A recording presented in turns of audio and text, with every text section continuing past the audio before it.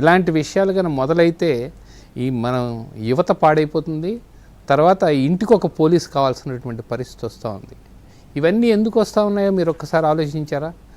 గత ప్రభుత్వంలో చేసినటువంటి నిర్వాహకం కావచ్చు, లేదా ఆయన ఈరోజు మాట్లాడేటువంటి భాష కావచ్చు, ఎవరైనా సరే ప్రేరేపించేటువంటి మాటలు, ఎక్కడైనా సరే రక్తగాయాలు జరిగేటువంటి మాటలు మాట్లాడితే ఖండించాల్సినటువంటి గత మంత్రులు కావచ్చు, గతంలో మంత్రులుగా పనిచేసినటువంటి ఈరోజు మాజీ మంత్రులు కావచ్చు, లేదా ముఖ్యమంత్రి కావచ్చు, ఇది మంచి పద్ధతి కాదయ్యా, నిజాలు మాట్లాడండి ఏదైనా కూడాను అని చెప్తే పర్వాలేదు.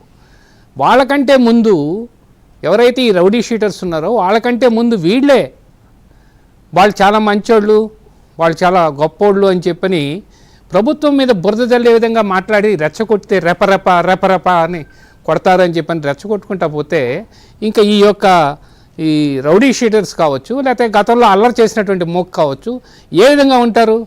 వీళ్ళందరినీ కూడా ప్రేరేపించడం మొదలైంది. ఈ ప్రేరేపణ వల్లనే ఈ యొక్క రాష్ట్రంలో ఇంత ఘోరమైనటువంటి మర్డర్లు కావచ్చు, లేకపోతే ఎక్కడైతే అక్క చెల్లెలను అవమానించడం కావచ్చు, పోలీసు మనల్ని ఏం చేస్తలేనటువంటి లెక్కలేనితనం వీళ్ళకి వచ్చింది. కాబట్టే ఇవాళ చాలా ఇబ్బంది పడుతూ ఉన్నారు. నెల్లూరు విషయానికి వస్తే దీంతో పాటు నెల్లూరు ఏమో నాకున్న అనుభవంలో నెల్లూరులో ఇలాంటి పరిస్థితి నేను ఎప్పుడు చూడలేదు. ఇలాంటి పరిస్థితి నేను చూడలే. అక్కడంతా ఏదో వ్యాపారాలు చేస్తారు, నెల్లూరు వారి మెస్సు, నెల్లూరు వారి హోటలు, నెల్లూరు వారి చేపల పులుసు, నెల్లూరు వారి రొయ్యల పులుసు, ఇలాంటివి ఉన్నాయి. కానీ నెల్లూరుకి నెల్లూరు వారి గంజాయి, నెల్లూరు వారి హత్యలు ఐ నెవర్ సీన్. పైగా మంచి ఆలోచన, చైతన్యవంతమైన జిల్లా, చాలామంది కమ్యూనిస్టు భావజాలం ఉన్నవాళ్ళు నెల్లూరు నుంచి బయటకు వచ్చారు, ప్రకాశం నెల్లూరు జిల్లాల నుంచి. అలాంటి నెల్లూరులో సెప్టెంబర్ 10వ తేదీన గూడూరులో రహీద్ పాషా అనే వ్యక్తి హత్య. ఈ 3 నెలలే చెప్తున్నానండి నేను. Please note this point. Kiran Kumar Reddy garu, Madhusudan Rao garu, Narayana Reddy garu and others also. September 10న గూడూరులో రహీద్ పాషా అనే వ్యక్తి హత్య. సెప్టెంబర్ 13న మైథిలి ప్రియ అనే ఉద్యోగిని ఆమె స్నేహితుడు నిఖిలేష్ దారుణంగా హతమార్చాడు. సెప్టెంబర్ 30న నెల్లూరుకు సమీపంలోని చెముడుగుంటలో వైన్ షాప్ వద్ద కొల్లూరు మల్లికార్జున అనే వ్యక్తి హత్య. అక్టోబర్ 3వ తేదీన విడవలూరు మండలం బీసీ కాలనీలో ప్రేమ్చంద్ అనే వ్యక్తిని కన్నతండ్రి హత్య చేశాడు. నెల్లూరులో అక్టోబర్ 7న జంట హత్యలు జరిగాయి. పెన్నా బ్యారేజ్ దగ్గర మద్యానికి డబ్బులు ఇవ్వలేదని ఒక నిరుపేద మత్స్యకారుని 4 వ్యక్తులు హత్య చేశారు.